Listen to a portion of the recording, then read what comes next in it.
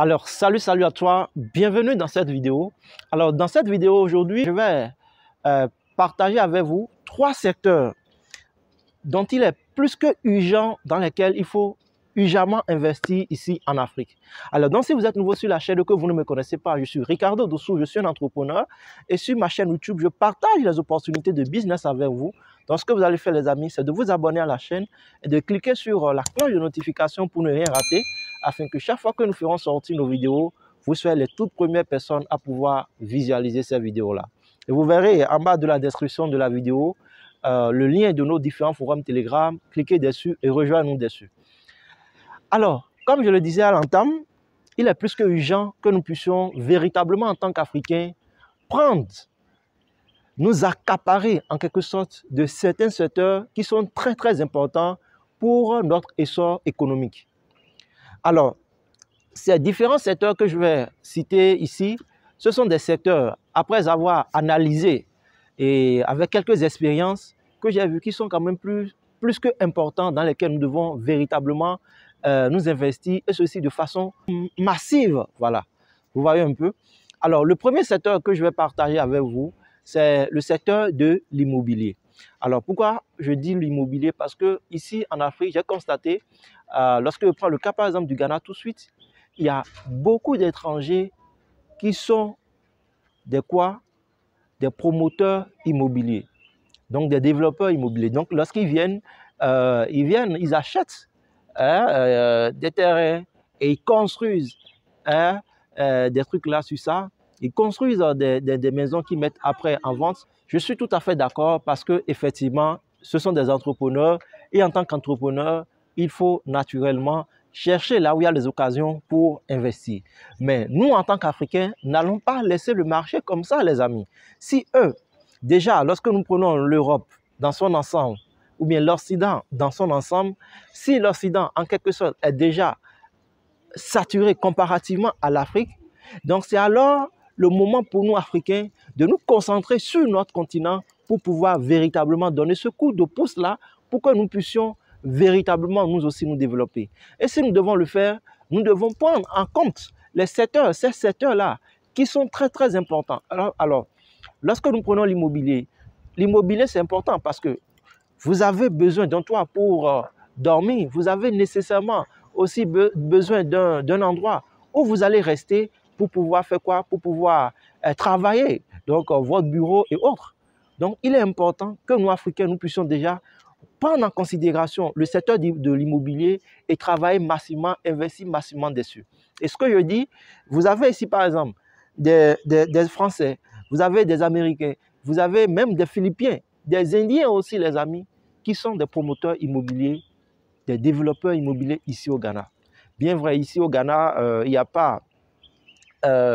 lorsque vous êtes un étranger, vous n'êtes pas à 100% propriétaire terrien, mais déjà, lorsque la personne vient et implante ce projet-là, par exemple, ça veut dire qu'en quelque sorte, elle vient ramasser de l'argent, les amis.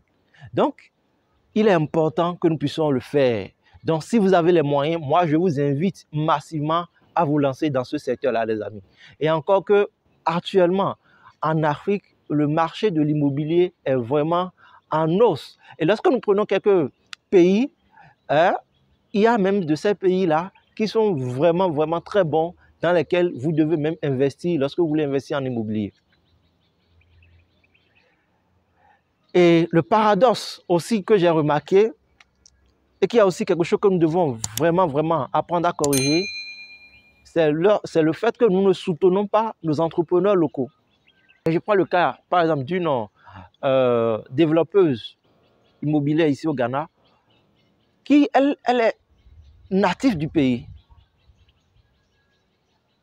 Mais lorsque vous prenez son projet, c'est moins développé comparativement aux étrangers.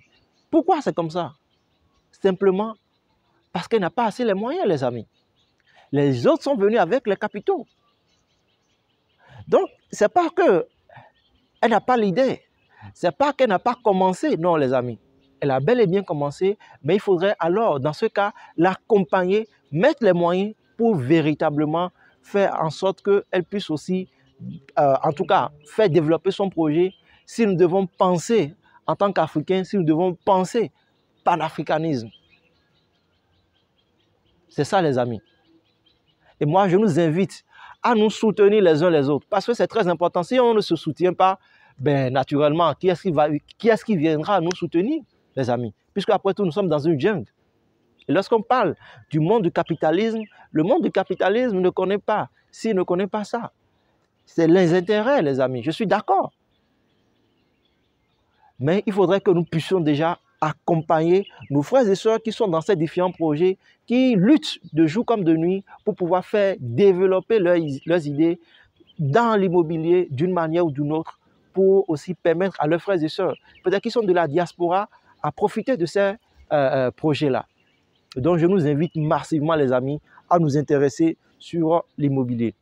Alors, passer l'immobilier, le second secteur qui est aussi très important, c'est le secteur de l'agriculture. Le secteur de l'agriculture est aussi ultra important, les amis.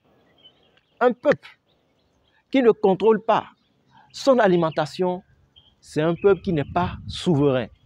Et vous savez que la plupart, ou soit la quasi-totalité des pays africains ne contrôlent pas leur alimentation. Donc, il est déjà important que nous puissions déjà, je peux même dire, un Africain 10 hectares. Un Africain 10 hectares. Donc, un Africain doit avoir au moins, au minimum 10 hectares pour développer cela, mettre sur pied des projets. Donc, passer par les projets d'abord, les cultures vivrières, parce que c'est de ça que nous avons d'abord besoin. Nous devons d'abord utiliser les produits, cultiver les produits dont nous avons besoin au quotidien. Et ça passe par les produits vivriers. Et passer maintenant cela, nous allons maintenant penser après aux produits de rente. Les amis. Donc, il est aussi plus que urgent que nous puissions massivement investir dans l'agriculture, les amis. Si vous avez la capacité d'aller avec 100 hectares, allez-y. Si vous avez la capacité d'aller avec 200, 300, 500 hectares, allez-y, les amis. Parce que si nous ne le faisons pas, chaque fois, nous irons à l'extérieur acheter les produits qui ont été cultivés par d'autres producteurs ou bien par d'autres paysans. Amener ces produits-là chez nous, et ces produits, en quelque sorte, ne nous apportent pas une valeur ajoutée en tant que tel, les amis. Donc, il est aussi très important que nous puissions accompagner nos agriculteurs, nous puissions les accompagner, nous puissions nous aussi nous lancer dans ce domaine-là. Et même si vous êtes par exemple de la diaspora, il est aussi important que vous puissiez mettre sur pied des projets du genre, les amis. C'est très, très important que vous puissiez mettre des projets du genre. Sinon, les Chinois viendront encore nous envahir, les Occidentaux viendront encore nous envahir, et qu'est-ce qui va se passer? Nous allons nous retrouver après sur nos propres terres, sans espace pour cultiver, parce qu'eux, ils viendront déjà, et ils seront déjà les propriétaires terriens, en quelque sorte, les amis. Et c'est encore eux qui vont nous vendre les produits que nous allons consommer. Et ça, c'est grave, si nous ne faisons pas quelque chose urgemment, les amis. Et maintenant, pour finir, le dernier secteur, c'est le secteur de l'industrie. Donc, les industries que nous devons mettre sur pied. Nous ne pouvons pas parler de l'agriculture sans parler de l'industrialisation. Non, les deux vont de pair. Donc, lorsque nous avons des ingénieurs dans une communauté, ces ingénieurs servent en quelque sorte à solutionner les problèmes de façon technique en apportant quoi? En apportant leurs connaissances. Vous voyez, dans le domaine, pour soit fabriquer des machines qui sont utiles à la communauté pour transformer les produits, ou soit voir dans quelle mesure ils vont apporter en tout cas une solution pour la communauté, une solution viable. Nous n'avions pas besoin nécessairement déjà de faire les mêmes choses que les Occidentaux ont fait, non, mais nous pouvons déjà adapter nos machines à nos réalités avec les matières que nous avons et déjà commencer avec les amis. Donc les matières, les produits que nous produisons, nous allons simplement prendre ces produits et nous allons les transformer en ajoutant simplement de la valeur ajoutée. Et lorsque nous allons ajouter, lorsque nous ajoutons de la valeur ajoutée, nous prenons maintenant ces produits-là et nous mettons ça sur le marché, toujours pour nos frères et sœurs africains qui vont consommer ces produits. Et l'argent fait le tour comme ça, et l'argent rentre dans le circuit. Et lorsque l'argent rentre dans le circuit, l'argent circule comme ça au fur et à mesure, jusqu'à ce que nous puissions véritablement créer de la valeur ajoutée, de la richesse, grâce à l'agriculture et grâce à l'industrialisation. Et c'est comme ça que nous pouvons atteindre notre souveraineté sur tous les plans, les amis. Donc, il est plus que urgent que nous puissions vraiment nous lancer dans ces différents secteurs-là, de façon massive. Et l'autre chose qui est aussi très importante, sur laquelle je vais finir, c'est le fait que nous n'accompagnons pas nos producteurs ou bien nous n'accompagnons pas ceux-là qui sont des entrepreneurs qui sont dans le Made in Africa. Nous devons apprendre à les accompagner. Nous devons apprendre à consommer local, les amis. Je ne peux pas vouloir, par exemple, consommer le foufou.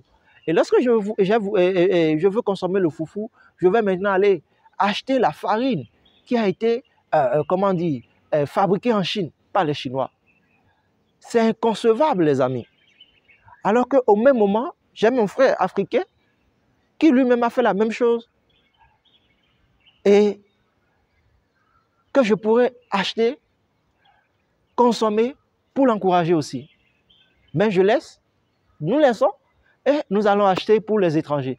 Alors, ce n'est pas bon, les amis, quand nous sommes dans ce genre de sillage. Parce que si nous le faisons comme ça, chaque fois, lorsque nous achetons un produit qui n'est pas fabriqué sur notre sol, nous enrichissons le sol sur lequel ce produit-là est fabriqué. Aussi simple que ça. Donc, nous devons vraiment apprendre et apprendre aussi à nos frères et sœurs à consommer le Made in Africa. Bien vrai, il y a des choses qu'il faut apporter pour l'amélioration. Lorsque nous prenons les produits, le design des produits et autres, et le marketing derrière tout ça là, il y a des choses effectivement qu'il faut que nous puissions les accompagner avec. Mais pour le moment, nous devons vraiment travailler sur ça pour accompagner déjà ceux qui sont dans ce domaine-là. Et c'est même dans ce sens-là que j'ai créé un forum et nous allons créer comme ça une communauté de producteurs, donc des entrepreneurs qui ont déjà des produits Made in Africa, qui sont dans la transformation des produits africains. Vous venez sur le forum, vous avez vos produits, vous partagez vos produits sur le forum et vous faites la publicité. Et ceux qui sont intéressés vont acheter les produits auprès de vous. Et ceci de façon gratuite, les amis. Et c'est comme ça, en faisant la publicité de nos produits, nous allons connaître déjà nos produits, ceux qui sont dans la transformation de nos produits et en même temps acheter et les accompagner dans ce sens-là, les amis. Donc voilà un peu, les amis, ce que j'ai voulu partager avec vous au travers de cette vidéo. Vraiment, si nous ne le faisons pas, non, nous allons toujours rester au même point de départ. Vous êtes d'accord avec moi? Vous êtes vraiment d'accord avec moi? Lorsque vous venez ici en Afrique, vous allez voir des restaurants chinois, vous allez voir des restaurants libanais, vous allez voir des restaurants français, etc., etc. Mais la plupart ne consomment pas nos produits. Ils sont chez nous, mais ne consomment pas nos produits. Ils consomment toujours leurs produits. Mais nous sommes chez nous, nous ne consommons pas nos produits, mais nous consommons leurs produits. Vous voyez un peu l'analogie? C'est quand même bizarre, non? Donc c'est ça un peu, les amis. Il faudrait qu'on puisse travailler sur ça pour vraiment renverser la tendance, pour que nous puissions nous-mêmes déjà commencer par consommer nos produits. Si je veux prendre de la noix de palme, je n'ai pas besoin d'aller acheter la noix de palme qui a été faite et paquetée par le Chinois. Non, je prends la noix de palme, soit naturelle, ou soit qui a été transformée par l'un de mes frères africains. Aussi simple que ça. Donc voilà, les amis, dites-moi ce que vous pensez de cette vidéo. Et sur ce, on se dit à très bientôt pour un nouveau numéro. Bye bye.